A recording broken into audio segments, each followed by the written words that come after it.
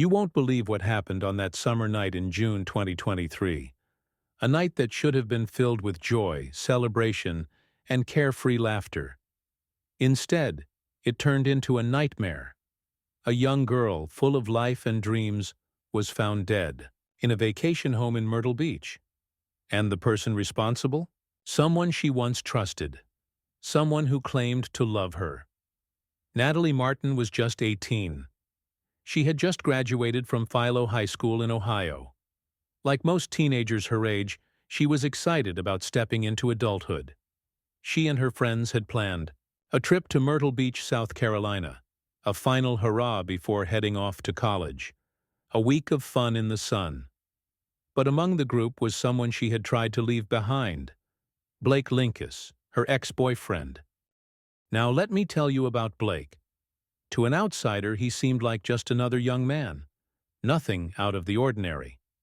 But those close to Natalie knew the truth. He wasn't just a heartbroken ex.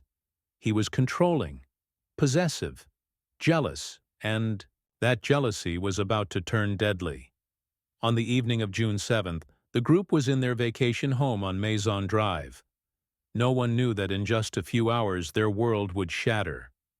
At some point, Natalie and Blake were alone. Maybe they argued.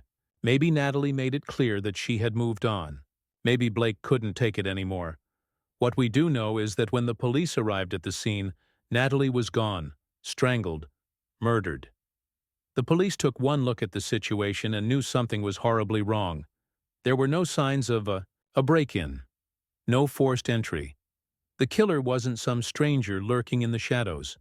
No, he was inside that house, hiding in plain sight. The investigation moved fast. Witnesses stepped forward. Friends whispered about Blake's obsession with Natalie, about how he wouldn't let her go, about how he was furious she had broken up with him. And soon enough, the police had all the proof they needed. Blake Linkus was arrested. But that wasn't the end of the story. The trial was looming, but Blake did something unexpected. He pleaded guilty. No dramatic courtroom battle. No desperate attempt to deny what he had done. Just a quiet, chilling confession. And then came the sentencing. March 3rd, 2025.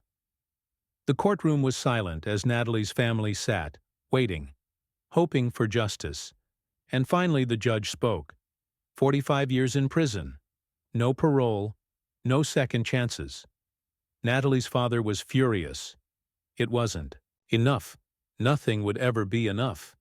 His daughter was gone, and no number of years behind bars could change that.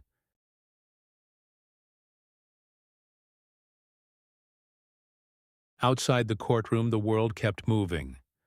But for Natalie's family, for her friends, for everyone who knew and loved her, time had stopped.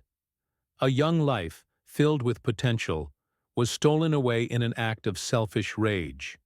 The real horror? This isn't just Natalie's story. It's a story that happens far too often.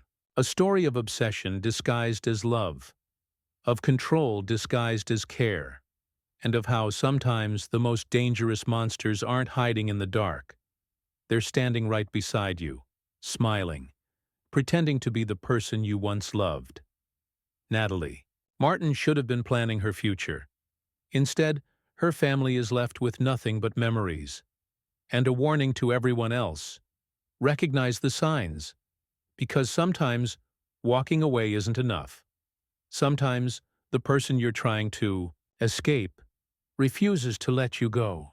That evening, the group attended an event at the House of Blues. Natalie left early, feeling unwell, and returned to their rental home accompanied by Linkus. Back at the house, an argument ensued between the two, reportedly because Natalie was texting another boy. The confrontation escalated, leading Linkus to strangle Natalie in a fit of jealousy and rage. After realizing what he had done, Linkus remained in the room with Natalie's lifeless body for several hours. During this time, he attempted to harm himself by stabbing his own chest.